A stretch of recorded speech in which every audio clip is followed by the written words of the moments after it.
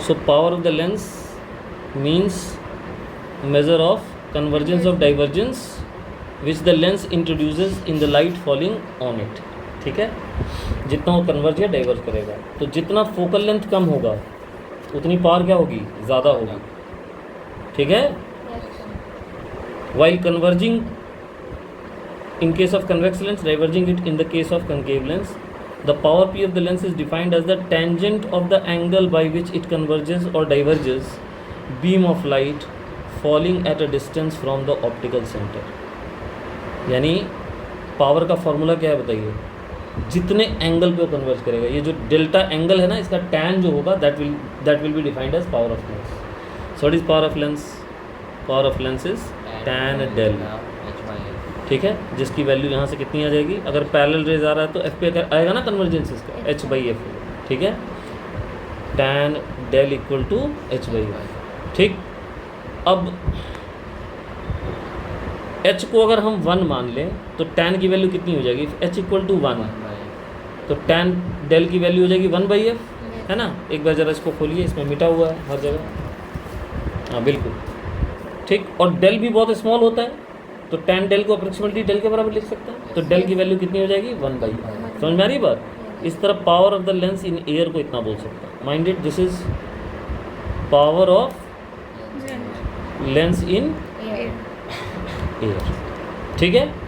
Power का जो SI unit होता है क्या होता है, डायोप्टर होता है, जो कि मीटर इनवर्स होता है. तो अगर आपको पावर निकालना है तो आपको फोकल लेंथ को मीटर में पुट करना पड़ेगा. किसमें पुट करना पड़ेगा, मीटर में. The power of a focal length, power of a lens of focal length 1 meter is 1 diopter. 1 meter का होगा तो उसकी पावर कितनी होगी बताइए. ये भी इंपॉर्टेंट लाइन है. ठीक है. Power of a converging lens is positive होगा, और डाइवर्जिंग लेंस का पावर क्या होगा, negative. Thus, when an optician prescribes corrective lens of 2.5 diopter, the required lens is a convex lens of 40 cm. कहाँ से है 40 cm? पावर को 2 dioptre put कर दिया, उसको 1 बाई एफ पुट करेंगे, इससे फोकल लेंथ निकाल लेंगे, है ना. फोकल लेंथ की वैल्यू आ जाएगी 0.4 मीटर, जिसको हम 40 सेंटीमीटर लिख सकते हैं. डिराइव करके दिखाऊंगी, समझ में आ रहा है. बता दो. पावर इक्वल टू कितना दिया हुआ है, 2.5 डायोप्टर. Yes sir. पावर कितना दिया हुआ है, 2.5 डायोप्टर को 1 बाई एफ लिख सकते हैं. Yes sir. तो एफ की वैल्यू कितनी हो जाएगी, 1/2.5. ये कितना आ गया, 0.4. यूनिट क्या होगा, मीटर. सेंटीमीटर में बदलेंगे तो आ जाएगा. समझ गया. यस. इसी तरह अगर लेंस की पावर -4 डायोप्टर है, इसका मतलब वो कौन सा लेंस है, स्मॉल एंगल के टैन डेल डेल के बराबर हो जाएगा. और यही डेल जो होता है इसको हम पावर कहते हैं. So power equal to 1 by F. Yes. चलिए ये करके दिखाइए फर्स्ट पार्ट. 0.5 मीटर दिया हुआ है ग्लास लेंस का, तो आपको उसका पावर निकालना है. करके दिखाइए. चलिए तो बहुत आसान है. +2 डायोप्टर. अब रेडियस कर्वेचर निकालिए. Of the faces of double convex lens are 10 and 15 centimeter. Focal length is 12. What is the refractive index of the glass? कैसे करेंगे. एक डबल कन्वेक्स लेंस के दोनों साइड का रेडियस ऑफ कर्वेचर दिया हुआ 10 और 15. सही है. उसकी फोकल लेंथ भी दी हुई है कितनी, 12 सेंटीमीटर. तो उसकी रिफ्रैक्टिव इंडेक्स निकालनी है ग्लास की. कौन सा फॉर्मूला लगाएंगे यहाँ पे, सर जो भी आपने लिख के बताया था, n-1 बताइए. 1 by F equal to n2 minus n1 divided by n1. अच्छा, n2 बाई n1 माइनस 1 लिखते थे ना हम लोग. हाँ वैसे भी लिख सकते हो, कोई दिक्कत नहीं है. इंटू सही है. Yes. अब यहाँ n1 कुछ नहीं दिया हुआ तो एयर मान के चलिएगा. ठीक है. n2 आपको निकालना है. कैसा है, डबल कन्वेक्स लेंस है. रेडियस कितनी कितनी दी हुई है, 10 और 15. पहले वाले की 10, दूसरे वाले की 15. अब किसकी पॉजिटिव होगी किसकी नेगेटिव होगी खुद से देख लीजिएगा, करके बताइए. 10 और 15 दिया हुआ है. फोकल लेंथ भी 12 दिया हुआ है. इंस्टीट्यूशन बता देते हैं. भागो यहाँ से एकदम. देखो कौन सा फोन लाके दे रहे हो तुम. एयर है तो रिफ्रैक्टिव इंडेक्स कितनी हो गई, 1. n2 की रिफ्रैक्टिव इंडेक्स हमें निकालनी है. यस. R1 की वैल्यू कितनी लिखेंगे बताइए, +10. R2 की वैल्यू कितनी लिखेंगे बताइए, -15.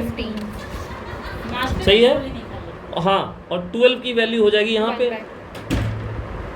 ठीक है, 1/12. सॉल्व कर लीजिए. आ गया. सेकंड पार्ट, थर्ड पार्ट पढ़िए. कन्वेक्स लेंस है, फोकल लेंथ 20 सेंटीमीटर दिया हुआ है. वाटर में फोकल लेंथ निकालना है. चलिए करके दिखाइए. अरे बाबा 1/f इन एयर क्या लिखोगी, इधर देखो, n2 मतलब ग्लास का रिफ्रैक्टिव इंडेक्स बाई एयर का रिफ्रैक्टिव इंडेक्स, हाँ या ना, -1। सेकेंड टर्म तो लिखने की जरूरत ही नहीं ना, तो दोनों केसेस में कर्वेचर तो सेम ही रहेगा ना। Yes sir. अब इसको पानी में डाल दिया तुमने, तो इन वाटर लिखोगी, क्या वैल्यू आएगा, Ng सेम रहेगा, यहाँ n ऑफ वाटर आ जाएगा ना। अरे आएगा कि नहीं आएगा? Yes sir. अब इक्वेशन नंबर 1 को इक्वेशन नंबर 2 से डिवाइड करो, ये T2 कट जाएगा पूरा का पूरा तुम्हारा टर्म 2, तो केवल n के टर्म्स में आ जाएगा। इससे आपको Ng की वैल्यू इसमें डाल देनी है और फोकल लेंथ की वैल्यू आपको कैलकुलेट करनी है। ये पहले वाला फोकल लेंथ दे रहा है 20 सेंटीमीटर, नहीं जी, यस सर। पहले वाला फोकल लेंथ दे रहा है 20 सेंटीमीटर, आपको बाद वाला फोकल लेंथ निकालना है, करके दिखाओ सही सही। इसको ले लेंगे इक्वेशन नंबर 1 और इसको ले लेंगे इक्वेशन नंबर 2। ये है 1, ये है 2, हाँ आ गया, ठीक है। ध्यान से देखिए, अब इक्वेशन नंबर 1 को इक्वेशन नंबर 2 से डिवाइड करेंगे, फोकल लेंथ इन वाटर ऊपर चला जाएगा, कुछ समझ में आ रहा है? फोकल लेंथ इन एयर नीचे रहेगा, याद रखिए 1 को 2 से डिवाइड किया, Ng/n air -1, Ng/n water -1, say yes. Yes sir. What is focal length in air? That's 20 centimeter, correct? Ng is given I suppose 3/2 -1, air का तो 1 होगा, 3/2 upon 4/3 -1, what is the value? 1/2 नीचे में होगा 9/8 -1, this is 1/2 upon 1/8, this is 4, answer is 80 centimetre. Sir ऐसे calculation कितनी easy है। Focal length in water is 80 centimetre, इनसे ज़्यादा बेटर मेथड है मेरा, यस। 20 × 4। समझ में आ रही है बात? और आंसर भी ज़्यादा प्रिसाइज है क्योंकि मैंने फ्रैक्शन में कन्वर्ट किया है, ये डेसिमल में ले गए इसलिए इनका ज़्यादा एब्सर्ड आया। क्लियर? चलिए जल्दी कंप्लीट करिए। अब हम पढ़ेंगे, अगर दो लेंसेज कांटेक्ट में रखे हुए हों, थिन लेंसेज हों, याद रखिए टॉपिक तभी वैलिड होगा, फॉर्मूला तभी वैलिड होगा जब लेंसेज कैसे हों, तो उनके इक्विवेलेंट लेंस का फोकल लेंथ क्या हो। ठीक, समझ में आ गई बात? तो सबसे पहले आप ये देखिए, मान लीजिए ऑब्जेक्ट रखा आपने, तो पहला लेंस ने इसका इमेज बनाया I1, so mind it what is I1, it is the image formed by first lens, say yes. So can we write 1/v1 minus 1/u equal to 1/f1, and we'll call it equation number 1. Am I clear? Yes, sir. v1 is the image distance of the first image, right? Yes, sir. अब इस image को as an object लेगा कौन लेगा? Second lens. Second lens क्या करेगा बताइए? इस image को object ठीक है। formula। Taken as an object, दिखाई दे रहा है सबको ठीक से? Yes, sir. सर मैं उधर आ जाऊँ? बिल्कुल आ जाइए। By second lens. हाँ, तो इस इमेज को क्या किया बताइए? सेकेंड वाले लेंस ने क्या किया? ऑब्जेक्ट की तरह ले लिया, ठीक है? Yes, sir. अच्छा, अब बताइए सेकेंड लेंस के लिए हम क्या लिख सकते हैं इक्वेशन? तो फाइनल इमेज माइनस, अब उसका डिस्टेंस v1 हो जाएगा, Yes, sir. हो जाएगा ना? इक्वल टू क्या लिखेंगे बताइए? 1/f। 1/f। ये हो गया हमारा इक्वेशन नंबर 2। बोले क्लियर है? Yes. अब इन दोनों इक्वेशन को हम ऐड कर देंगे। क्या करेंगे? Add. ऐड कर देंगे। तो ऐड कर देंगे तो हमारा फाइनली जो आएगा 1/v minus 1/u equal to 1/v1 cut जाएगा, आएगा ना? क्या बच गया? 1/f1 plus 1/f। अब अगर मैं इसको एक लेंस मानूं तो क्या मैं इसको 1/f इक्विवेलेंट लिख सकता हूँ क्या? यस। Yes, sir. क्योंकि आप फाइनल इमेज और ऑब्जेक्ट की बात कर रहे हैं। v क्या है बताइए? v is the final image distance, है ना? Yes. तो अगर इन दोनों को मिला के एक लेंस माने तो यही आपका फाइनल इमेज डिस्टेंस हो गया ना, और ये ऑब्जेक्ट डिस्टेंस हो गया। तो इसको मैं f इक्विवेलेंट लिख सकता हूँ। Yes. f इक्विवेलेंट का फॉर्मूला आ गया। 1/f इक्विवेलेंट का फॉर्मूला क्या है बताइए? 1/f1 plus 1/f2। Power equivalent का फॉर्मूला क्या हो जाएगा बताइए? p1 plus p2। P1 plus P2. ये हो गया आपका कंबाइंड, अगर कॉम्बिनेशन ऑफ लेंस रहता है कॉन्टैक्ट में, उसका रिजल्ट। डेरिवेशन समझ में आया? छोटा था इसलिए साथ साथ कर दिया मैंने, Yes, ठीक है? sir.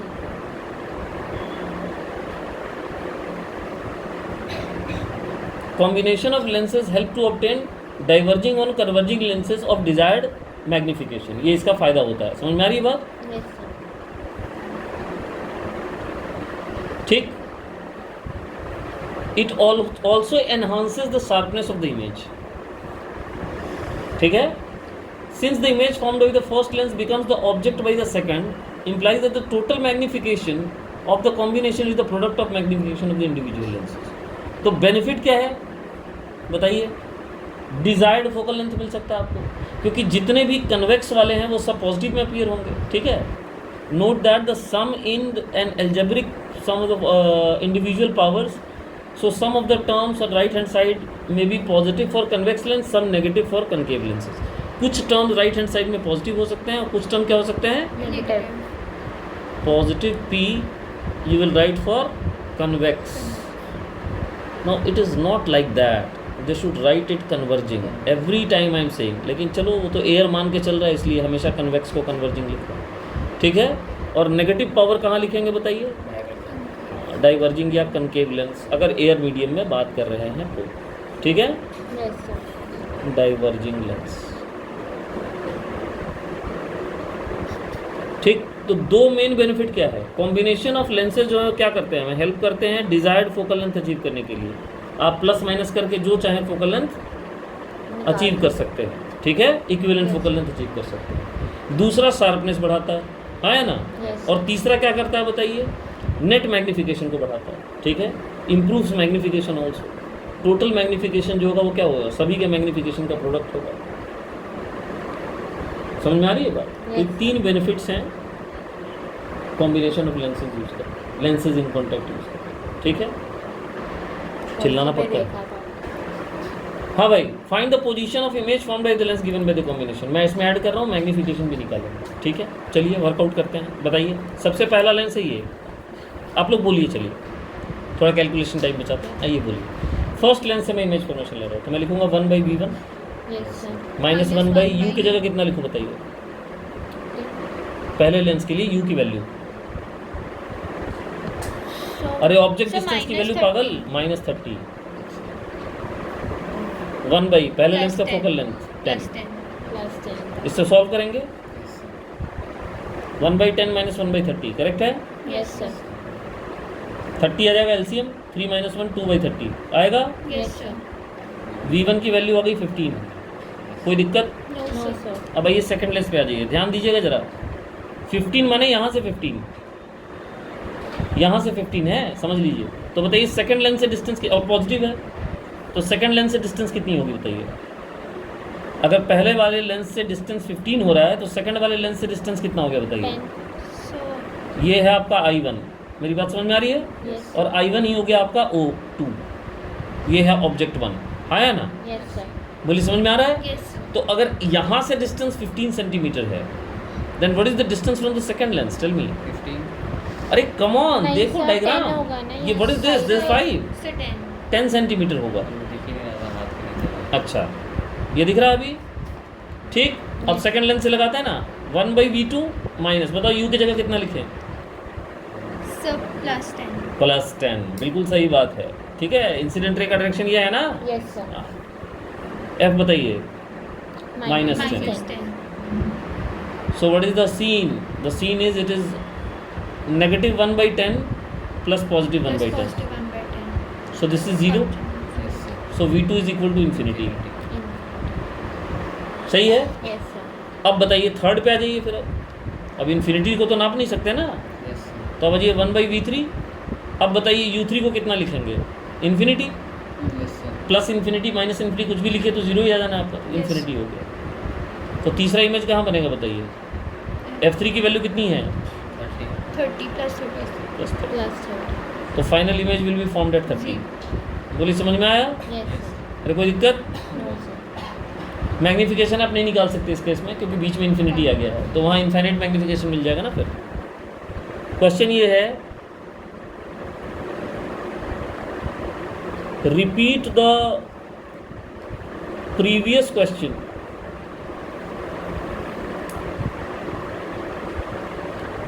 assuming that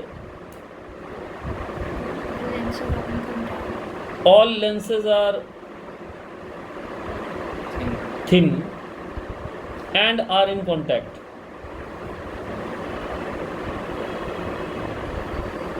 Got it? Yes, sir.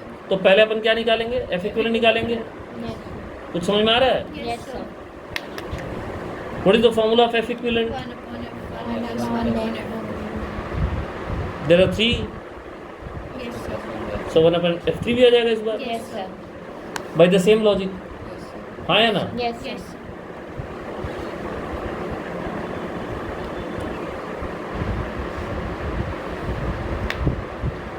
What is 1 by F1? 10. So 10. 10 minus 10 30. इससे भी सुंदर कैलकुलेशन होता है, पावर से करेंगे तो. खैर फोकल लेंथ दिया हो तो मैं ज़्यादा उसमें कुछ नहीं बोलूँगा. Minus 1. So मैं थोड़ा फैन स्लो करके. हाँ कर लीजिए. बहुत ज़्यादा स्लो मत करिएगा, मेरे को सफोकेशन होने लगती है. So मैं heading So 30 हो गया ना, सीधा 1.8 minus 1. 30 सेंटीमीटर आ गया. Yes. Yes. सही है. अब डायरेक्ट इसके लिए लगाते हैं ना, 1 by v minus 1 by u equal to 1 by f. बोलो हाँ. Yes, sir. सीधे फाइनल इमेज निकालेंगे. Correct. What is u? Minus 30. से yes. Yes, Yes, sir. What इज f? 1 by 30. 1 by look here, 1 by v0 आ गया. v equal to infinity. Yes, sir. So एक मैं मैग्निफिकेशन बता दो इसमें. मैग्नीफिकेशन कैसे आएगा? एक इन्फिनिटी आ गया ना इसमें, इन्फिनिट मैग्नीफिकेशन हो जाएगा. v by u करोगे तो क्या आएगा? तो एक बार इन्फिनिटी आ गया तो मैग्नीफिकेशन निकाल के कुछ फायदा ही नहीं है फिर तो. अगर दो लेंसेज हों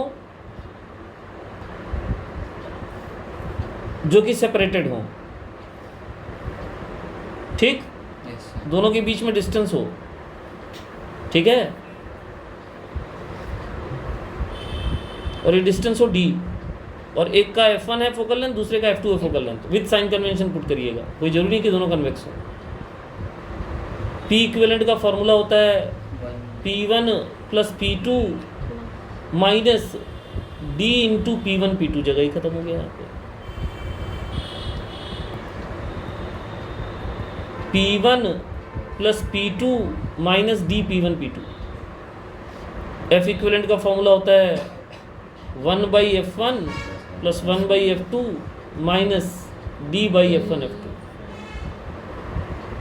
तो ये सेपरेशन अगर रहेगा तो आप ये फॉर्मूला भी यूज़ कर सकते हैं. हालांकि इसको बोर्ड से कोई लेने देना नहीं है. तो अब हम जो पढ़ने जा रहे हैं उस टॉपिक का नाम है, क्या नाम है? Refraction. Refraction through a prism. क्या होता है प्रिज्म? Sir दो last. It is a triangular cylinder, right triangular cylinder, correct. Yes. This is called right circular cylinder. Have you heard about it? Yes, sir. तो इसका अगर cross section triangle हो गया तो क्या बन जाएगा? Triangular cylinder. ट्रायंगुलर सिलेंडर को प्रिज्म बोलते हैं. सिंपल सी बात है. कितने फेसेस होते हैं इसमें? लो भाई, बिल्कुल 5 फेसेस होते Yes, हैं. sir. 3 rectangular, 2 triangular. समझ में आ रही बात? Yes, sir. अब ये जो प्रिज्म है,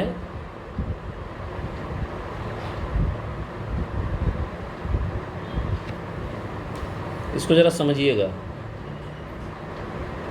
ये जो 3 रेक्टेंगुलर फेसेस होते हैं उनमें से एक के ऊपर ये बेस्ड रहता है, आया ना. तो ये जो पूरा का पूरा फेस हो गया, ये तो इसका बेस हो गया, ठीक. Yes, sir. Yes. जो डायग्राम बना हुआ है इसको सामने से बनाया गया है तो हमें खाली ट्रायंगल दिख रहा है. समझ रहे हैं? अब आपके पास देखिए 2 फेसेस और दिख रहे हैं. I am talking about this yellow coloured face, rectangular one, right. Yes, sir. ये जो पूरा का पूरा फेस है, इसको इसके जैसा जो दूसरा फेस भी है, इन दोनों को मिला, इन दोनों को हम कहते हैं रिफ्रैक्टिंग फेसेस. क्या कहते हैं? Refracting Refracting rays. rays. So this one no.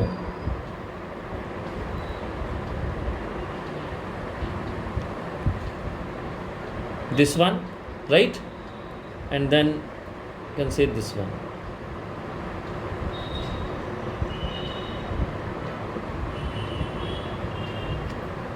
ये लाल और पीले रंग के जो 2 फेसेस दिख रहे हैं, इनको आप क्या कहते हैं? Refracting. Refracting faces. Refracting Faces. Faces. और इन रिफ्रैक्टिंग फेसेस के बीच में जो एंगल होता है उसको आप कहते हैं एंगल ऑफ प्रिज्म. क्या कहते हैं? Angle of prism. Angle of so prism. A is called angle of prism. Angle of prism. Any problems in this? No, sir. This angle is also named as refracting angle. Refracting angle. Clear? Yes, sir. Okay तो इसी से हम refraction पढ़ने वाले हैं, ठीक है। अब आप देखिए इसका रे डायग्राम धीरे धीरे। सबसे पहले ये देखिए हमारा इंसिडेंट रे है, दिख रहा है? Yes, sir. ये इस सरफेस पे खींचा हुआ नॉर्मल है, दिख रहा है? Yes.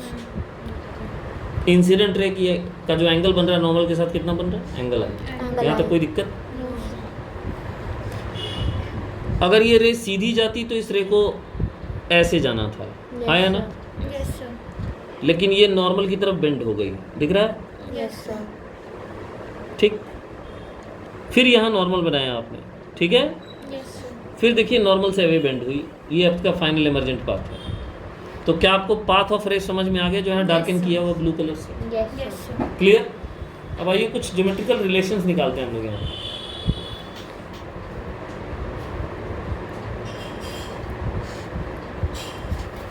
सबसे पहला रिलेशन देखिएगा, ध्यान दीजिएगा। क्या हम ये कह सकते हैं कि angle A plus angle N, angle A plus angle N is equal to 180 degree? How come? Because this is 90 degree, हाँ या ना? Yes, sir. And this is also 90 degree. Yes, sir. So look at the quadrilateral AQNR. It becomes a cyclic quadrilateral.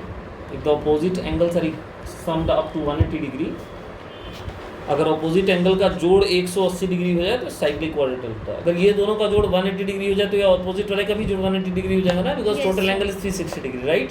Yes. Yes. So is this first equation clear to everybody? Yes, sir. Say yes. Yes, sir. पक्का? पक्का? Yes, sir. Yes, sir. Okay, come. Now Sir. R, yeah.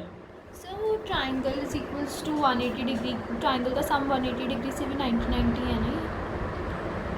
हम 45 45 45 45 45. 45 कहाँ है? ये 90 degree है। So अगर मैं इसे डिवाइड कर दूँ तो डिवाइड कैसे कर दोगी? कहाँ है डिवाइड करके? कहाँ है तुम? मतलब एक सेकंड। अभी समझ में आ गया? अब ध्यान से देखिए, हम बात कर रहे हैं ट्रायंगल क्यू एन आर की। अभी हम बात कर रहे थे quadrilateral A Q N R की, और अब हम बात कर रहे हैं ट्रायंगल किसकी? क्यू एन आर की। बताइए क्यू एन आर में क्या अपन लिख सकते हैं? R1 plus R2 plus angle N equal to 180 degree, Yes, sir. Yes, sir. Correct? This angle N, Yes, sir. Okay. Yes, sir. ये मान लीजिए इक्वेशन नंबर 2। इक्वेशन 1 और इक्वेशन 2 को इक्वेट कीजिए। क्या हम ये कह सकते हैं कि R1 प्लस R2 का वैल्यू एंगल ए के बराबर आ गया? Yes, sir. Yes, sir. Angle A को अब से हम ए लिखेंगे। तो एक बहुत महत्वपूर्ण इक्वेशन आपको मिला कि R1 प्लस R2 जो है that is equal to angle of prism. याद रहेगा ये? Yes, sir. 3 नंबर, ठीक। अब आइए आगे बात करते हैं। What can we say about this angle? What is the measure of this angle? Tell me. लीजिए पूरा देखिए बड़ा।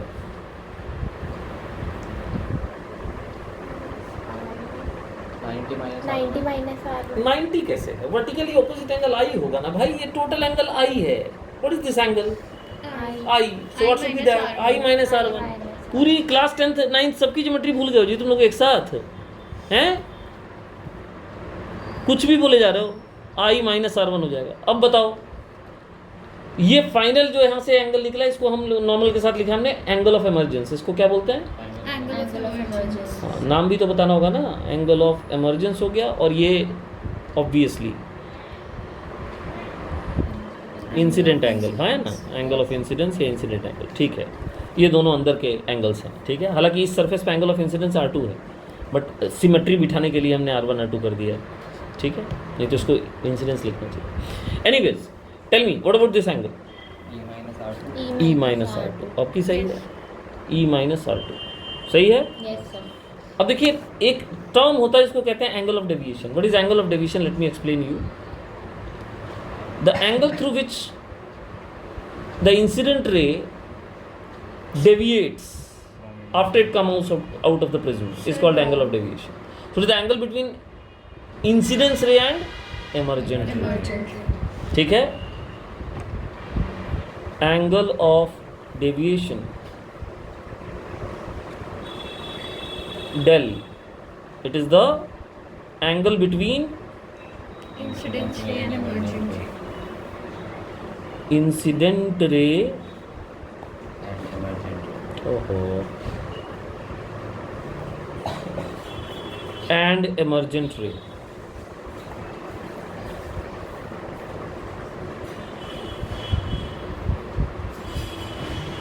देखिए मेरा angle between deviation incident and emergent ray को एंगल ऑफ डेविएशन बोलते हैं. अब इसको गौर से देखिए, आपको यहाँ मैं कुछ दिखा रहा हूँ, उसको ध्यान से देखिएगा.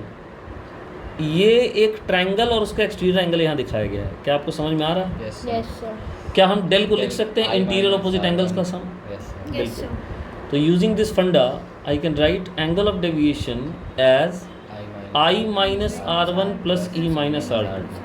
और इससे हमारा एक और महत्वपूर्ण इक्वेशन आता है which is I plus E minus R1 plus R2, जिसको कि हम I plus E minus A भी लिख सकते हैं.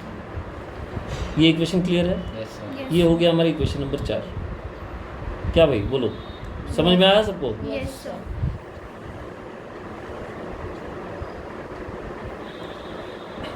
हाँ, यहाँ स्वयं जाने वाला कौन कौन है और लेने वाले आप तो स्वयं जाइएगा. आप लोग कोई लेने आने वाला है? Sir, मुझे हाँ, आप मम्मी लेने आएंगे. कोई आएगा? खुद ही जाना है तो 8:30 छोड़ना आपको पड़ेगा. चलना है तो आप हम छोड़ देंगे, हम तो वहीं से आएंगे. देखते हैं इस time. कोई दिक्कत नहीं. चलो, ये हो गया, यहाँ पे समझ में आ गया. अच्छा, कंडीशन ऑफ मिनिमम डेविएशन लिखने से पहले मैं बताऊं कि ये बहुत इंपॉर्टेंट एक लैब मतलब प्रैक्टिकल है जो आपको लैब में कराया जाएगा. कि आपको एक प्रिज्म के जो है वो डेविएशन एंगल निकालने दिए जाएंगे for different angle of incidence. समझ रही हैं? Sir, हो गया. हुआ होगा, बिल्कुल हुआ होगा. पता नहीं कब होगा, मैम तो कह रही करा दिया हम लोग को. हाँ, तो मैम ने सपना देखा होगा, उसमें करवा दिया होगा. क्या बस पूरा ऐसे ही है हमारे तो- सर. एक हफ्ते में 2-3 चैप्टर खत्म करा देते हैं केमिस्ट्री के. चलो, सर हमारे सर स्टार्टिंग में तो इतना धीरे चलेगा, लास्ट में पता नहीं कब चैप्टर खत्म हो जाता है. फिजिक्स वाली मैम तो हैं ही, वो तो मॉडर्न फिजिक्स करा के बैठे हैं. हाँ, वो तो खैर उनके तो पहले ही साक्षात प्रणाम किया था मैंने. उनके वजह से हम लोग जैसे जितना है लोग. देखिए इस तरह का ग्राफ मिलता है, समझ में आई बात? कुछ यू शेप्ड ग्राफ होता है और आप देख रहे हैं ना बीच में एक कंडीशन है, मिनिमम डेविएशन का भी पॉइंट आया है जब एंगल ऑफ डेविएशन मिनिमम है. तो ये जो पॉइंट है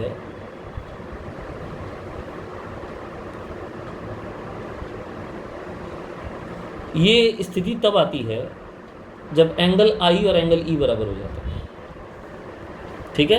Yes. Yes. So the angle of deviation is minimum when I is equal to E. Obviously अगर I E के बराबर होगा तो you can use it here and you can see R1 will be equal to R2. नहीं होगा? Yes, sir. कैसे होगा समझाओ. बोल तो दिया, अब बोलो. अगर I E के बराबर होगा तो R1 R2 के बराबर होगा. हाउ? Prove it. I. चलिए दोनों सरफेस पे स्नेल्स लॉ लगाते हैं. क्या लगाते हैं? Yes.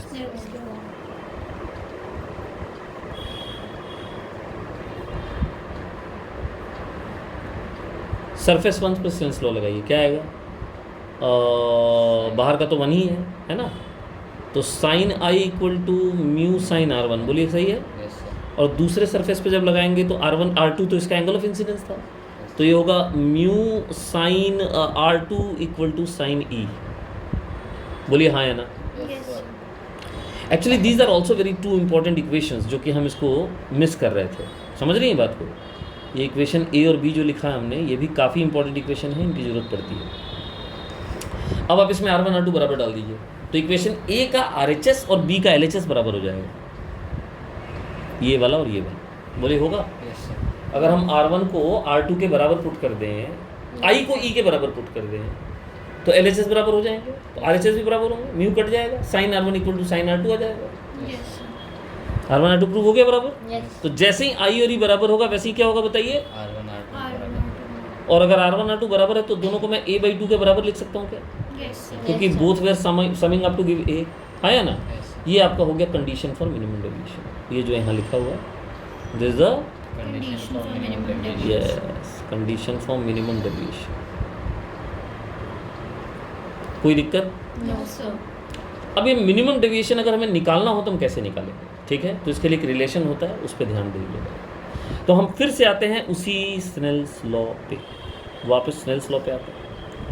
ये बताइए अभी अभी हमने लिखा था sine i is equal to mu sine R1, correct है ना, करेक्ट है ना। Yes. Yes. अच्छा अब देखिए जैसे ही आपने ये कंडीशन यूज़ किया तो एक आपका रिलेशन था ना कि डेल की वैल्यू थी आई प्लस ई माइनस माइनस ए थी ये वाली। यस सर तो इसमें आई और ई बराबर आ गया ना। Yes sir Yes. तो क्या आपके पहले तो इसी को डील कर लो, क्या आप कह सकते हैं कि डेल मिनिमम जब आएगा तो मैं इसको 2i माइनस ए लिख सकता हूँ, यस सर क्योंकि आई और ई तो उसमें बराबर हो जाएगा। अरे बोलो, Yes, sir. इसी को इस्तेमाल करना है। अब हम अपने स्नेल्स लॉ पे आएंगे वापस।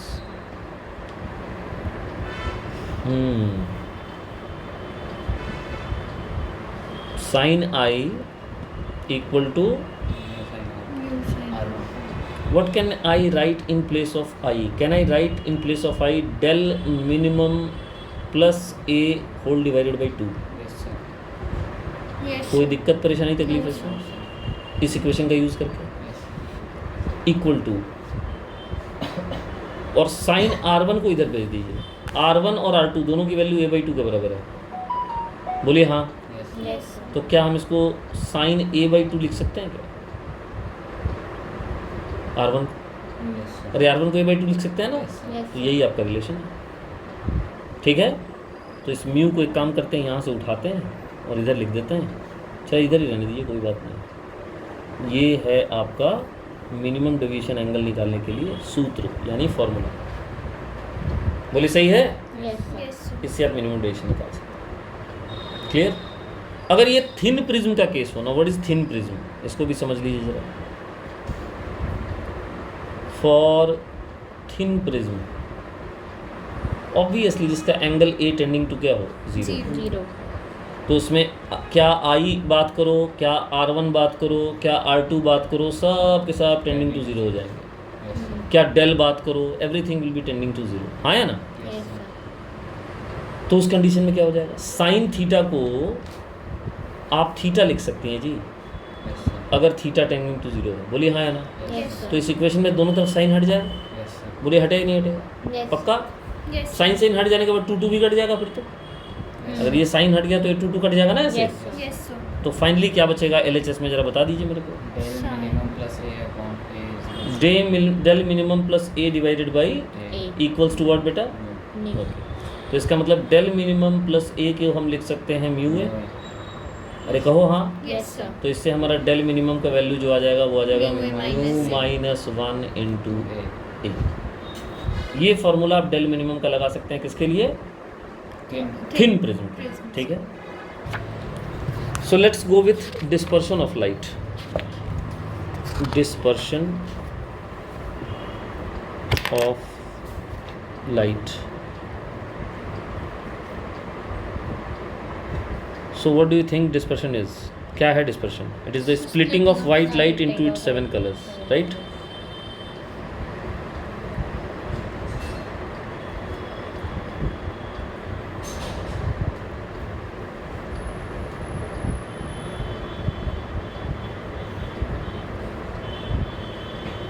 सेवन कंपोनेंट्स, सही लिखा है ना। Yes, sir. अब आइए ये डिस्पर्शन क्यों होता है प्रिज्म से, इस बात को समझते हैं। तो इसको समझने के लिए आपको एक रिलेशन समझना होगा जिसको हम कहते हैं काउचीज रिलेशन। पहले ही बताया ना, यस सर याद है? Yes. नहीं याद, देख ये तो हालत है भाई। क्या बताया था काउचीज रिलेशन में, किसी को नहीं याद है? किसी भी मीडियम का जो रिफ्रैक्टिव इंडेक्स होता है n, है ना, वो केवल मीडियम पे डिपेंड नहीं करता, it also depends on wave length of light passing through, ठीक। Refractive index of medium lambda के इनवर्स होता है ऑफ अ गिवन मीडियम, क्योंकि हम मीडियम सेम रखते हुए बात कर रहे हैं,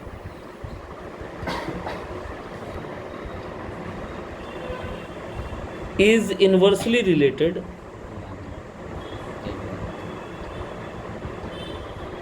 रिलेटेड लिखिएगा, इनवर्सली प्रोपोर्शनल मत लिखिएगा, to wavelength of light used.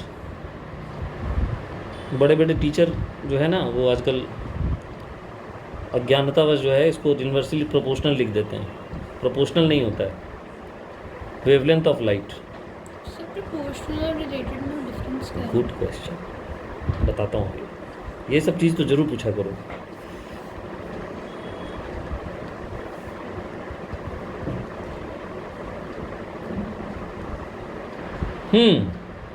बेटा इनवर्स रिलेशन का मतलब ये होता है कि y का कोई पॉजिटिव पावर x के किसी भी पॉजिटिव पावर के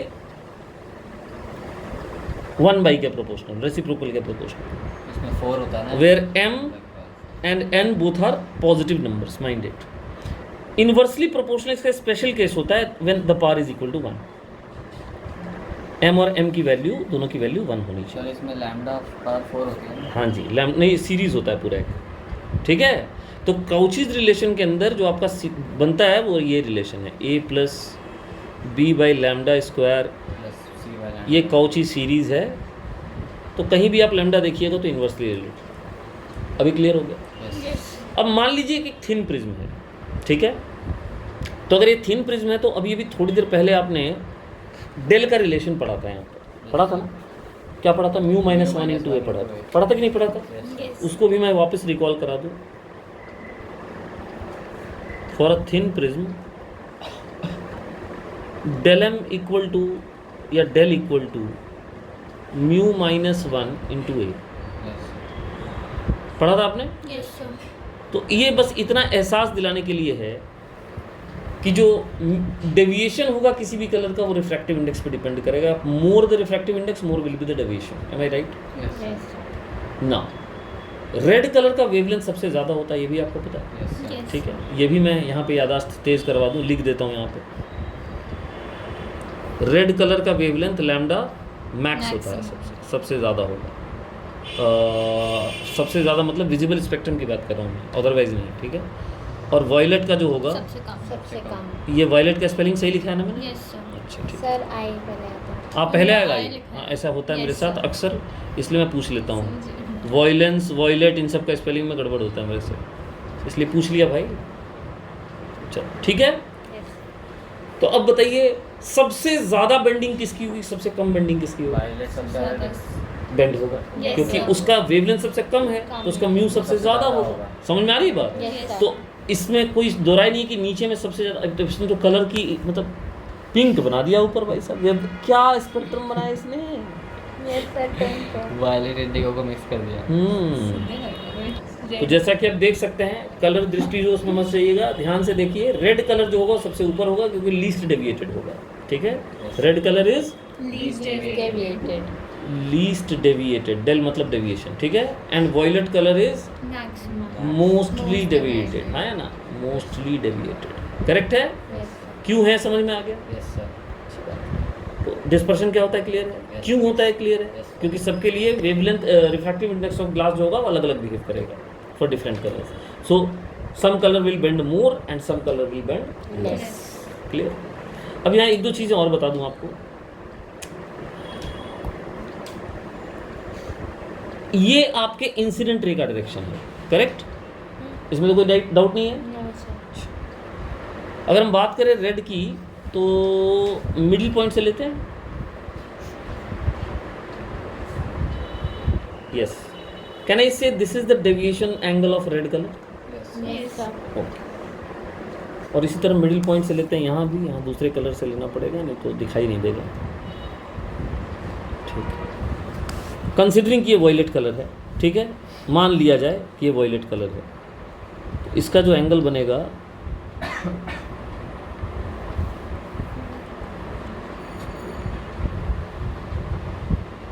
हाँ जी, ये जो एंगल आपको दिख रहा है ये वाला, क्या हम इसको कह सकते हैं कि this is del of violet? Violet. Yes. बोले सही है? Yes. तो इन दोनों के डेल के बीच में जो डिफरेंस होता है ना बेटा, उसको हम कहते हैं, यानी हम बात कर रहे हैं इसकी, इसको हम कहते हैं एंगल ऑफ डिस्पर्शन। क्या कहते हैं? Angle of dispersion. Am I clear? Yes, sir. So angle of dispersion is the angle between deviated red ray and deviated violet ray. ठीक है, angle of dispersion लिख देता हूँ,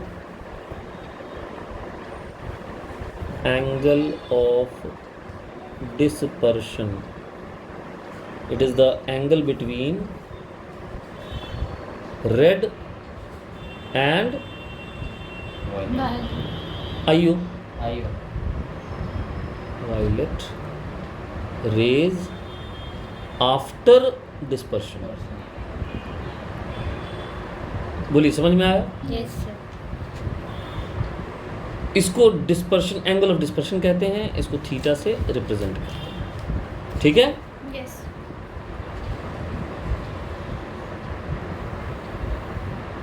एक और यहाँ डेफिनेशन होती है जिसको हम कहते हैं डिस्पर्सिव पावर। ये प्रिज्म की प्रॉपर्टी होती है। क्या होती है? Dispersive power. Now what is dispersive power? It is denoted by omega and it is equal to del mean divided by, no उल्टा लिख दिया मैंने, angular dispersion by mean deviation, theta divided by del mean. अब आप बोलेंगे sir ये del mean क्या है?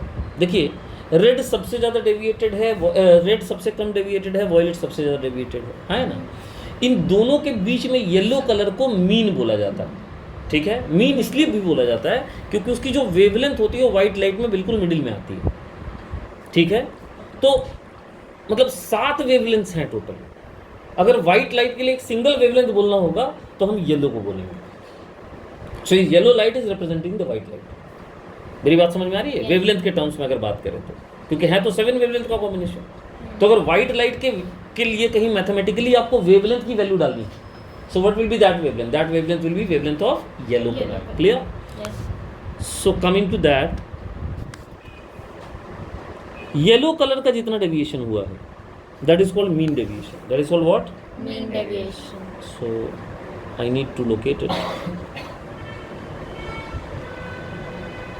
I'm talking about this one. So del mean you can say, you can call it del y also, you can simply call del also.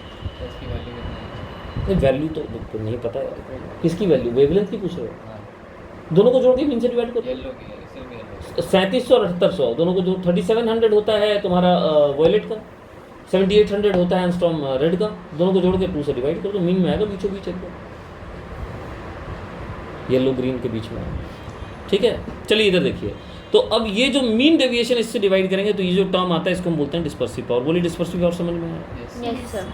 ठीक, थोड़ा expression wise बात कर लेते हैं। अब मैं आपसे पूछता हूँ, मेरे को बताइए, अगर ये थिन प्रिज्म है, if it is a thin prism, clear, then what is the angle of deviation of red colour? Can I say it is mu r minus 1 into a? Yes, sir. Yes. बोलिए हाँ या ना? Yes, sir. What is the deviation of violet light? Mu v minus Mu 1. v minus 1. बहुत बढ़िया, excellent. Mu v minus 1 into angle of prism. और mean deviation को हम उस सूरत में लिख सकते हैं, क्या लिख सकते हैं बच्चे? उल्टा लिख दिया मैंने। म्यू वाई लिखो या खाली म्यू लिखो, कोई दिक्कत नहीं, Minus 1 इंटू ए लिख सकते हैं। Yes, sir. तो इनकी वैल्यू यहाँ आप डाल भी सकते हैं। तो अगर ओमेगा की वैल्यू आप लिखती हैं यहाँ पे, इन सबको पुट करने के बाद ध्यान दीजिएगा, थीटा को क्या लिखिएगा बताइए? थीटा निकालने के लिए रेड कलर वाले का डेविएशन में, वॉयलेट में से रेड को माइनस करिएगा ना। Yes, sir. तो ये बताइए जो थीटा आपने यहाँ लिख छोड़ा है, इस थीटा की वैल्यू क्या होगी? What is the value of theta?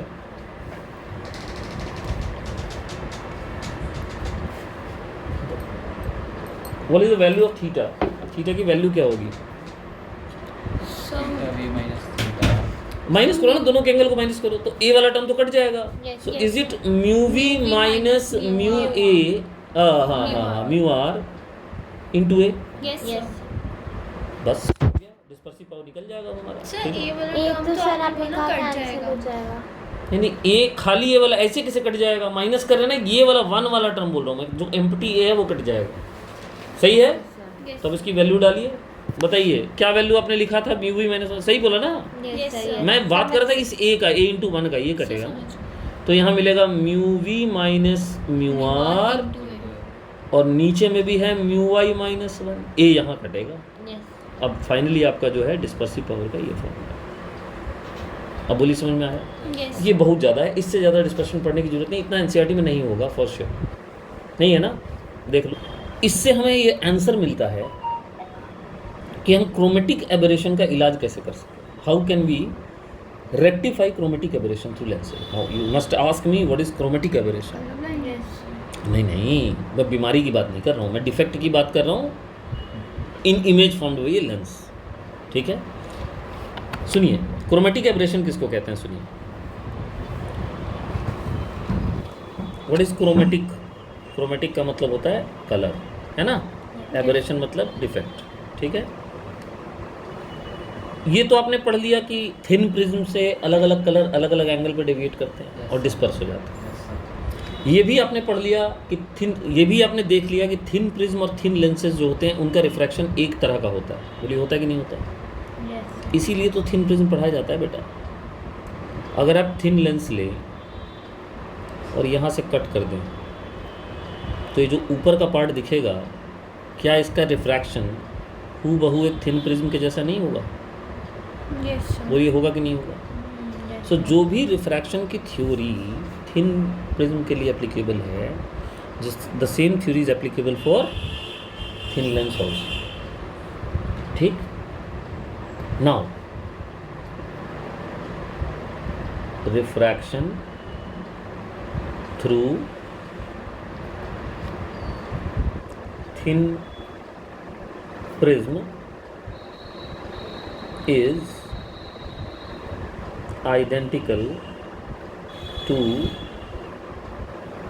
that through thin lens. Got it? ठीक, तो अगर ये डिस्पर्स करता है तो वो भी डिस्पर्स करेगा। तो इस डिस्पर्शन से लेंस में क्या प्रॉब्लम आएगी? देखिए, due to dispersion image formed by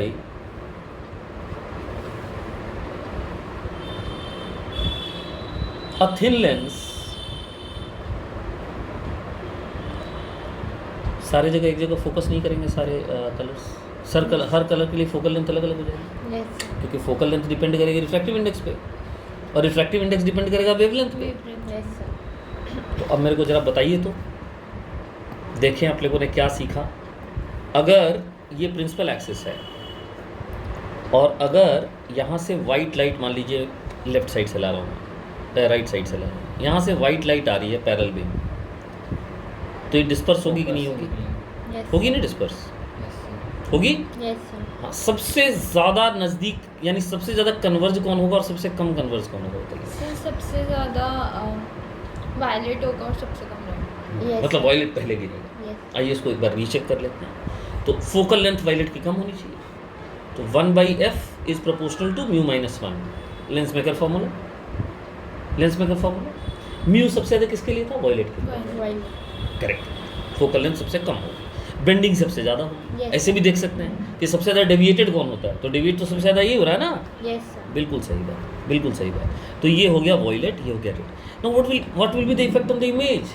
the image will not be a point image, it will be a fringed blurred image, सतरंगा, जिसकी पट्टियां जो है, कभी नोटिस किया है किसी नॉर्मल लेंस के थ्रू इमेज बना के देखिएगा, ठीक है? या ऐसे भी देखिएगा, हल्की हल्की साइड में आपको फ्रिंज दिखेगी, रेनबो टाइप दिखेगा कहीं, and that is due to spherical aberration. नहीं बेटा, इसमें बहुत काम किया जाता है, इसीलिए पैसा लिया जाता है इतना। चश्मा जो आप लोग समझती हैं, जो नॉर्मल ग्लास जो है, ये ग्लास नहीं है, इसमें बहुत तरह के लेंसेज का कॉम्बिनेशन है, ठीक है? और इस पर काफ़ी काम किया जाता है कि आदमी सही देख सके, तो इसमें वो नहीं दिखेगा। इसका स्फेरिकल एबरेशन, क्रोमेटिक एबरेशन सब दूर कर दिया गया होगा, तब आपको प्रेस्क्राइब किया गया होगा, ठीक है?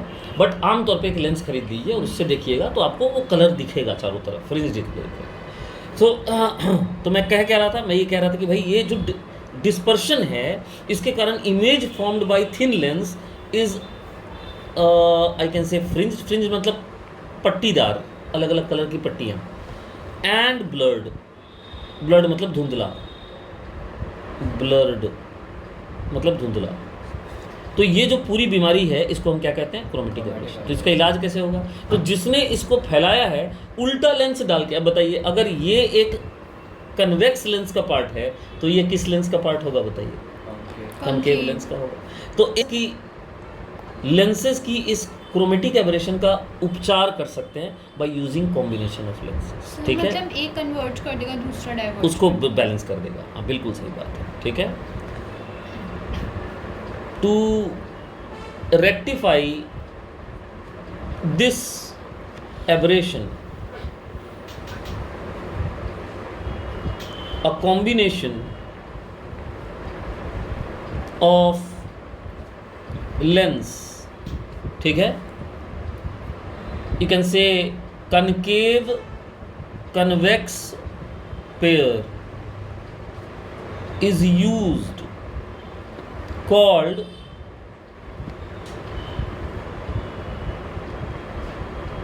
achromatic doublet।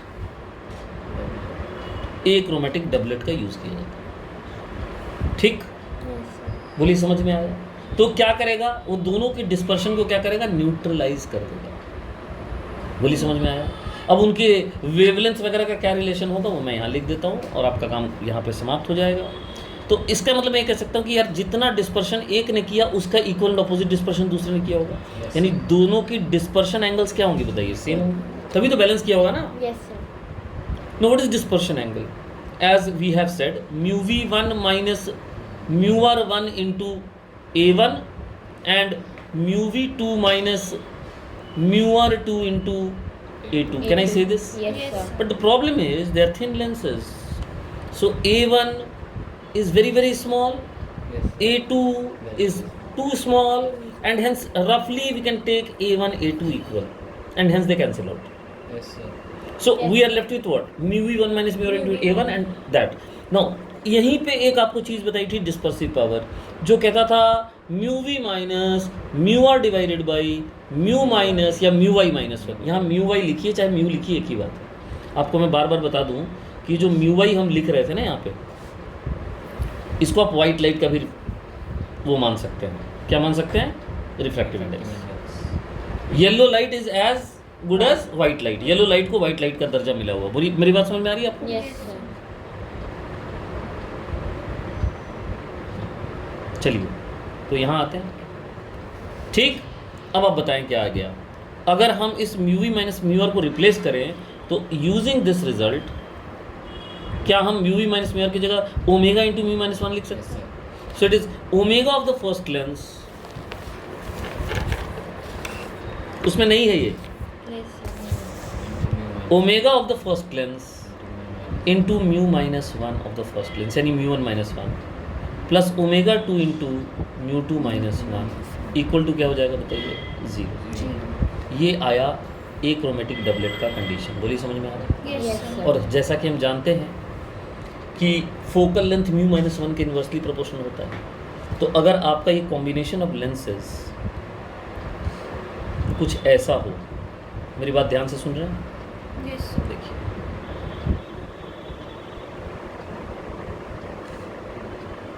all radii of curvature are of magnitude r, तो 1/r1 माइनस 1/r2 वाला टर्म 2/r हो जाएगा और कैंसिल हो जाएगा। Yes. तो कुल मिला के इस लेंथ की जो फोकल लेंथ होगी, मतलब दोनों लेंसेज की इनफैक्ट जो फोकल लेंथ होंगी वो उनका 1/f म्यू माइनस 1 के इन्वर्सली होगा। Yes, sir. अरे होगा कि नहीं होगा? Yes, sir. होगा ना? Yes, Yes, sir. sir. तो इसको यूज करते हैं ना अपन। Since the focal length power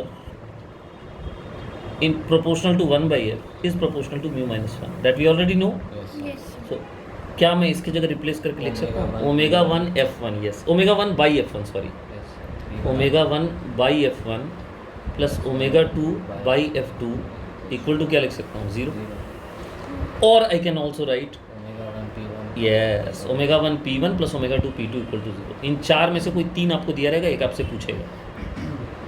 omega 1 p1 plus omega 2 p2 equal to 0। एक नॉर्मल पावर है और एक डिस्पर्सिव पावर है। बोलिए समझ में आया? ये है एक्रोमेटिक डबलेट का सारा रिलेशन। क्लियर? हाँ जी बोलिए। स्पेक्ट्रम और स्पेक्ट्रम में क्या अंतर है? So spectra single ray or spectrum combination. Family of wavelengths को कहते हैं स्पेक्ट्रम, कह सकते हैं ना? Yes. फैमिली ऑफ स्पेक्ट्रम्स को कहते हैं स्पेक्ट्रम। तो स्पेक्ट्रा के अंदर बहुत सारे स्पेक्ट्रम होते हैं, समझ में आ रही है बात? Yes. हाँ जी। और उन स्पेक्ट्रम के अंदर बड़े सारे वेवलेंथ्स होते हैं। क्लियर? तो एक्सरे जैसे है वो स्पेक्ट्रा है, Yes. समझ में आ रही है बात? The rainbow is the example of dispersion of light by the water drops in the atmosphere. This phenomena is due to combined effect of dispersion, refraction and reflection of light. Reflection मतलब total internal, ठीक है? By spherical droplets of rain. The condition for observing the rainbow are that the sun should be shining one part of the sky near the western horizon while it is raining in the opposite part of the sky. ठीक है? An observer can therefore see a rainbow only when his back towards the sun. Exactly same line NEET में पूछा हुआ है, ठीक? NCERT करिए तो NEET का काम तो ऐसे ही खत्म हो जाता है, और ठीक से करिए तो जेई मेन का काम भी खत्म हो जाएगा। एडवांस के लिए कुछ आगे पढ़ने की जरूरत है, और एनसीईआरटी और एनसीईआरटी एग्जाम्पलर मिला के कर लीजिए तो एडवांस तक का काम खत्म होगा। बिलीव मी, यही आज का ट्रेंड है, ठीक है? HCM वगैरह कुछ नहीं करने की जरूरत है भाई। एनसीईआरटी हार्ड कोर एनसीईआरटी करिए, क्वेश्चन दर क्वेश्चन एग्जाम्पल दर्ज करेंगे। नीट का काम तो मतलब मोर देन इनफ है वो नीट के लिए। Primary rainbow is formed as a result of refraction, reflection and refraction, ठीक है? When light goes on to internal reflection inside a rain drop instead of one in the primary rainbow, a secondary rainbow is formed. It is due to 4-step process, ठीक है? The intensity of light is reduced in the second reflection and hence secondary rainbow is fainter than the primary rainbow. अच्छा देखो, हम लोग जिसको primary secondary कह रहे थे ना, हम लोग किसको कह रहे थे? हम लोग सेकेंड रेनबो की बात कर रहे थे, ठीक है? ये देखो, यहाँ से जो निकल रहा था ये फर्स्ट रेनबो है, ठीक है? जो कि बिल्कुल कम होता है, ठीक है? ये जो रेनबो बन रहा है प्राइमरी रेनबो बन रहा है। तो ये कह रहा है जो total internal reflection one time होके जो रेनबो बनता है that is called primary rainbow, और अगर two time total internal reflection होके बनेगा तो क्या देगा बताइए? That will give you secondary rainbow. तो इसमें सिंस 2 बार रिफ्लेक्शन हो गया तो हर रिफ्लेक्शन में कुछ ना कुछ इंटेंसिटी ऑफ लाइट बाहर चली जाएगी। समझ में आ रही है बात? तो इस ये कंपेरेटिवली क्या होगा बताइए? फेंटर होगा। So what is primary rainbow? It is due to one total internal reflection. Primary rainbow किसके वजह से होता है? और सेकेंडरी रेनबो किसके वजह से होता है? सर जब 2 हो जाएगा डबल टोटल इंटरनल रिफ्लेक्शन की वजह से होगा। ज़्यादा इंटेंसिटी किसकी होगी? फर्स्ट फर्स्ट वाले की, क्योंकि उसने सेकंड में तो निकल जाएगी। हाँ सेकंड वाले में अभी आपने बोला फर्स्ट वाला लाइटर होगा। फर्स्ट नहीं फर्स्ट रेनबो की बात नहीं कर रहा हूँ, प्राइमरी और सेकेंडरी रेनबो की बात कर रहा हूँ। मैंने वही भी उस समय भी बोला था। इधर देखो, इधर आओ, फिर से समझाता हूँ। देखो ये लाइट यहाँ से एस्केप कर रही है ना। रेनबो ऐसा नहीं है, रेनबो जितनी बार जो लाइट यहाँ से निकल के जाएगी सबसे बनेगा। ऐसा नहीं कि लाइट नहीं बनेगी, डिफ्रेक्शन रेनबो नहीं बनेगा, ठीक है? रेनबो बनेगा, बट जो सबसे ज़्यादा इसमें ज़्यादा पोर्शन ऑफ लाइट क्या हो रहा है? रिफ्लेक्ट हो रहा है। Yes sir. अब 2 तरह से रेनबो बनता है, तो इसको छोड़ दीजिए। ये जो बन रहा है ना, ये हम नहीं देख पाते, इसकी इंटेंसिटी काफ़ी लो होती है, ठीक है? इंटरनल रिफ्लेक्शन यहाँ पे एक हो रहा है और इससे एक रेनबो बन रहा है, तो इसको बोलते हैं प्राइमरी, और इसकी इंटेंसिटी ज़्यादा होगी। उस समय मैं प्राइमरी इसको बोल रहा था, इसलिए मैं कह रहा था कि ये नहीं देख पाएंगे ये फेंटर। समझ गए। तो ये प्राइमरी नहीं है, मैंने नाम गलत बोला था। ये वो पार्ट ऑफ लाइट है, या ये रेनबो अगर बनाएगा तो वो पार्ट का बनाएगा जो पार्ट का इंटेंसिटी बहुत क्या है? कम है, तो ये दिखेगा नहीं, ठीक है? तो प्राइमरी रेनबो जो एक टोटल इंटरनल रिफ्लेक्शन से बन जाए, जहाँ 2 बार टोटल इंटरनल रिफ्लेक्शन होगा वहाँ क्या हो जाएगा बताओ? Secondary rainbow. हाँ, लेकिन वहाँ पे लाइट की इंटेंसिटी कम हो जाएगी, Yes. क्योंकि हर रिफ्लेक्शन में कुछ ना कुछ रिफ्रैक्शन भी होगा ना। तो कुछ लाइट तो यहाँ से बाहर निकल जाएगी, यहाँ से बाहर निकल जाएगी, तो नेट आपको जो लाइट मिलेगा वो क्या हो जाएगा? कम हो जाएगा। तो सेकेंडरी रेनबो की इंटेंसिटी क्या होगी बताइए? कम। कम हो जाएगा। स्कैटरिंग का मतलब होता है लाइट का बिखरना, फ्लेयरिंग अवे, ठीक है? स्प्रेड करना, Yes, ठीक? sir. कैसे होता है स्कैटरिंग? तो जैसे छोटे छोटे डस्ट पार्टिकल्स के ऊपर लाइट गिरती है तो लाइट डिस्पर्स कर जाती है, उसको स्कैटरिंग बोलते हैं। हाँ, टिंडल इफेक्ट में आपने पढ़ा होगा। अब इसमें एक ही चीज़ याद रखनी है, स्कैटरिंग में जो ब्लू कलर होता है उसका सबसे ज़्यादा स्कैटर होता है वो, यस ठीक है? स्काई स्कैटरिंग ऑफ लाइट का बता दिया था आपको, यस एक बार पढ़ लेते हैं। As sunlight travels through the earth atmosphere it get scattered and changes its direction by the atmospheric particle. Light of shorter wavelength is scattered much more than the light of longer wavelengths. The amount of scattering is inversely proportional to 4th power. समझ रहे हैं? इसको रेले criterion बोलते हैं। Scattering is inversely proportional to fourth power of the wavelength. अच्छा इसमें इसी को बोलते हैं रेले स्कैटरिंग। ठीक है? हेंस द ब्लूइश है, ये भी गलत हो गया स्पेलिंग, RAILEI, रेलाई हो गया ये। हाँ ठीक है। Hence the bluish colour predominates in a clear sky, hence blue colour has a shorter wavelength. तो ब्लू से भी कम होता है वॉयलेट और इंडिगो का। उनकी इंटेंसिटी इतनी कम होती है कि वो स्कैटर हो जाने के बाद दिखने के लायक नहीं रहता। ठीक है, तो इंटेंसिटी वाइज जो है वो ब्लू दिखता है। In fact violet gets scattered even more than blue, having a shorter wavelength, but since our eyes are more sensitive to blue than violet, we see the sky as blue. Blue.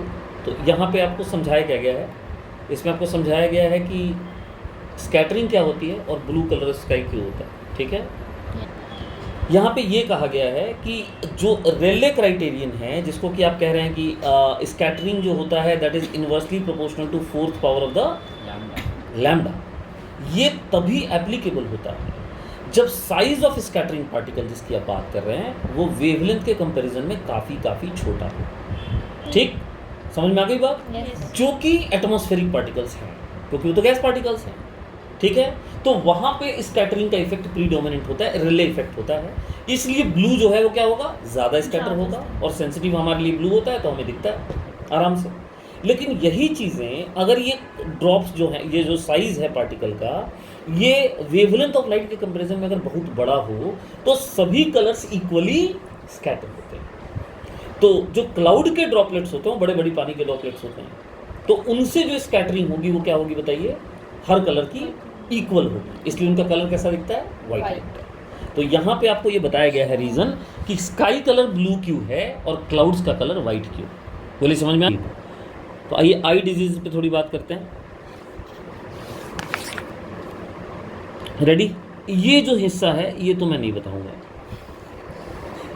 ये किसी angle से physics नहीं है, तो मैं इसमें पहली बार sir मुझे लगा था हमें बायो का फायदा होगा सर आप नहीं, मैं इसमें नहीं बताऊंगा।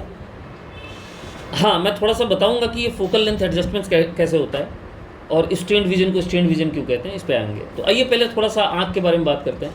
जो हमारी आँखें हैं वो एक विचित्र तरह के फोकस ये लेंस के थ्रू देखती हैं, और ये एक ऐसा लेंस है जिसका फोकल लेंथ एडजस्ट हो सकता है, और इसको एडजस्ट करती हैं सिलियरी मसल्स। तो जो मसल्स होती हैं आई लेंस के दोनों तरफ, ये क्या करती हैं, इनको दबाती हैं तो इसका कर्वेचर बढ़ जाता है। ठीक है, और जब वो रिलैक्स होंगी तो इसका कर्वेचर क्या हो जाएगा, कम हो जाएगा। समझ में आ गई बात? Yes. एक हेल्दी आई की जो नियर पॉइंट होती है वो होती है 25 centimetre. Yes it is called least distance of distinct vision.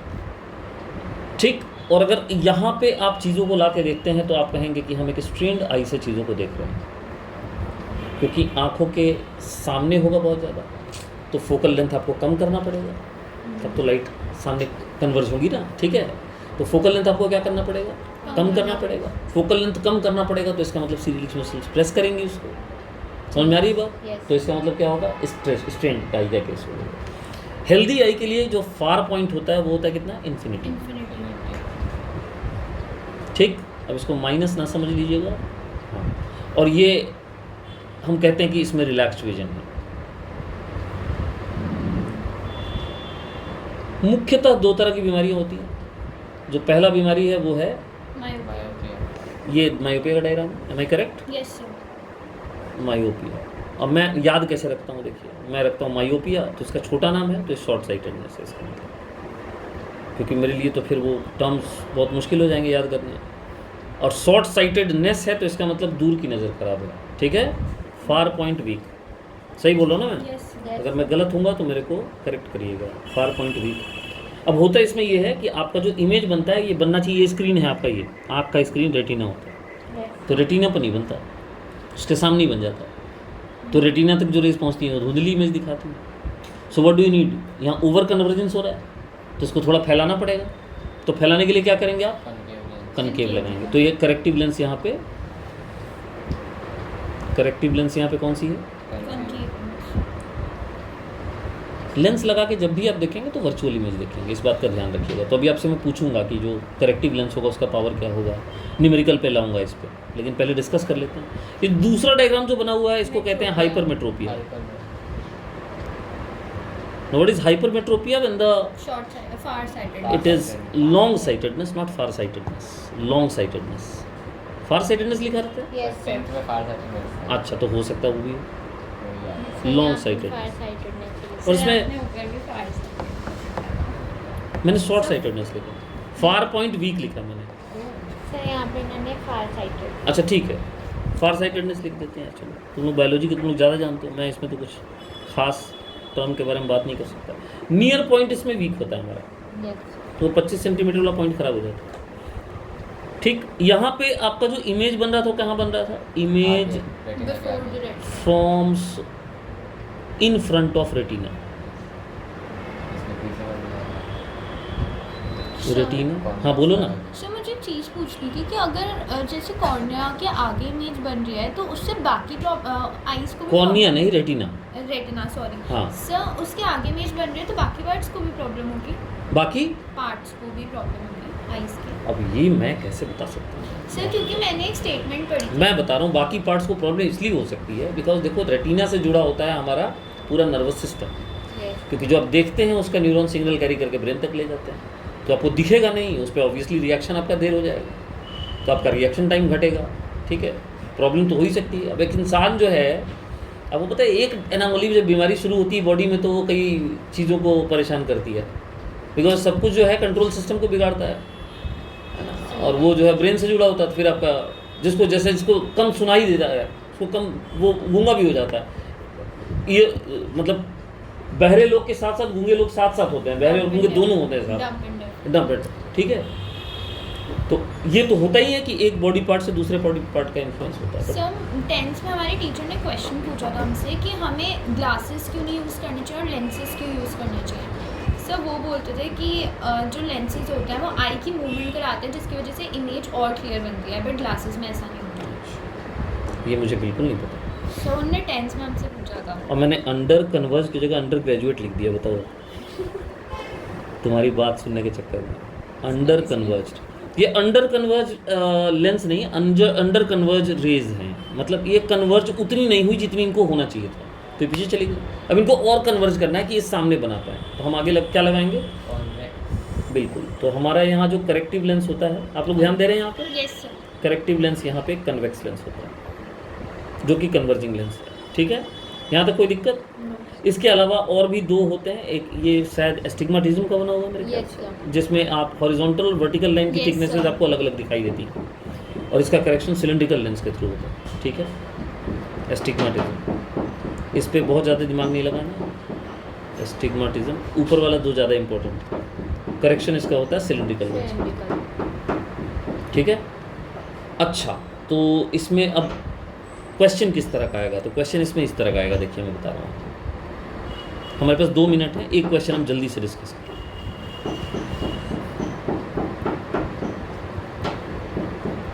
अदरक कूटा जा रहा है, चिंता मत कीजिए। The far point of a person is 2 metre. Find a disease, b corrective lens. तो फार पॉइंट खराब है। Sir hypermetropia. मायोपिया। लो भाई साहब, आप लोग सर, यही फार क्यों साइड नहीं वीक है ना। फार साइड वीक है। सर 2 मीटर्स पे सेकंड वाले केस में आपने बोला था ना 25 सेंटीमीटर डिस्टर्ब। मैं क्या कह रहा हूँ ये समझो ना, 5 फार पॉइंट वीक है, फार पॉइंट खराब है उसका। Short Short sightedness. sightedness। और मैं तो यहाँ भी नहीं देखूंगा, मैं तो पहले बनाने चलूंगा इसको। तो इसका मतलब ये हुआ कि मेरा जो इन्फिनिटी है वो खराब है, और इन्फिनिटी को मैं कहाँ ला के देख रहा हूँ? 2 2। मीटर पे। इन्फिनिटी की चीज़ अगर 2 मीटर पे आ जाए तो मेरे को चंगा दिखेगा, बिल्कुल सही है। तो मुझे करना क्या है? मुझे एक ऐसा लेंस चाहिए जो मेरे इन्फिनिटी की चीज़ों को कहाँ ले आए? 2 मीटर। 2 मीटर पे ले आए। और चूंकि इमेज हमेशा वर्चुअल होता है तो नेगेटिव ही लिखना है। यस तो इसका मतलब मेरा फोकल लेंथ हो गया कितना, -2 मीटर। क्या मैं गलत कह रहा हूँ? No No, sir. बिल्कुल सही है। Yes. तो इसके लिए मेरा पावर जो हो गया वो हो गया -0.5 डायोप्टर, यानी जो लेंसेज प्रेस्क्राइब होंगे वो हो गया Concave lenses. कंकेव लेंस, जिससे कि साफ साबित होता है कि मेरे को जो बीमारी है Myopia. वो है मायोपिया। ठीक है, मायोपिया। देखिए मैथमेटिकली भी प्रूव हो गया। समझ में आ रही है बात? इसी का एक और सवाल कर लेते हैं। इस तरह के क्वेश्चन आपको मिलेंगे कि the near point of a person is 50 centimeter, find the corrective lens। करके दिखाइए जल्दी से, अब छुट्टी लीजिए बेटा, पावर भी निकालना है। फाइंड द करेक्टिव लेंस, जल्दी निकाल के दिखाओ। The near point of a person is 50 centimetre, find the corrective lens.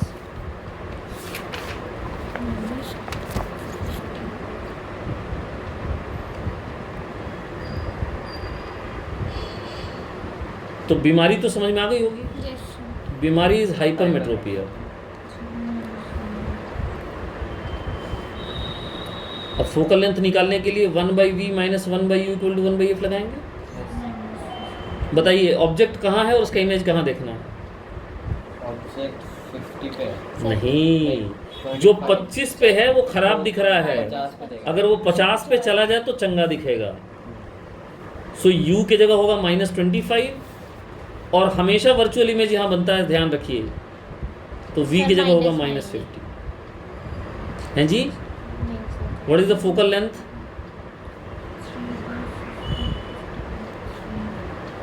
Sir 50/3। 50। किसी का 50 आ रहा है, किसी का 50/3 आ रहा है। चक्कर क्या भाई? जल्दी करिए, जल्दी करिए, ठीक से करिए। छुट्टी चाहिए ना कि यहीं बैठे रहना? बता दीजिए बस। 1/25 - 1/50। हाँ भैया 50 आएगा, ठीक तो है। एलसीएम ले लीजिए, 50 आएगा LCM. 2 - 1। What is focal length? 50 centimetre बोले तो हाफ मीटर, हाँ या ना? Yes so what is the power? It is 1/f। 1/f। What is the value? 2 dioptre. Positive positive. Convex lens. Convex. बीमारियों से संबंधित इस तरह के प्रश्न आ सकते हैं। ठीक है, यस यस तो आंखें भी कर ली। ये तो आप लोग कर लेंगे, बायोलॉजी के हैं तो आप कर लीजिएगा ना। पार्ट्स, ह्यूमन पार्ट्स, इनका सबका काम पूछेगा। रेटिना स्क्रीन का काम करता है। सिलियरी मसल्स फोकल लेंथ को कंट्रोल करती हैं। क्रिस्टलाइन लेंस होता है यहाँ पे, सेमी सॉलिड होता है। ठीक है, जेली लाइक स्ट्रक्चर होता है। एक्वस ह्यूमर होता है। सही बोल रहा हूँ ना मैं? Yes, कहीं sir. गलत होगा तो बताना। ये आंखों के अंदर जो पानी होता है उसी को बोलते हैं ना? Yes. पक्का ना? अच्छा, और प्यूपिल का ओपनिंग है जिससे लाइट इंटर करती है लेंस के थ्रू, करेक्ट? आइरिस क्या होता स्मॉल बॉल स्मॉल स्मॉल वो बॉल कलर की होती है। कलर के लिए होती है। और कॉर्निया जो है कवरिंग। कवरिंग। क्या बात है भाई साहब। और ये यहाँ जो लिक्विड भरा था इसको विट्रीस ह्यूमर बोलते हैं। यस और ऑप्टिक नर्व के थ्रू ये सिग्नल जाती है ब्रेन में। अब बताओ यार, बायो मेरी भी ठीक है भाई, ऐसी बात नहीं है।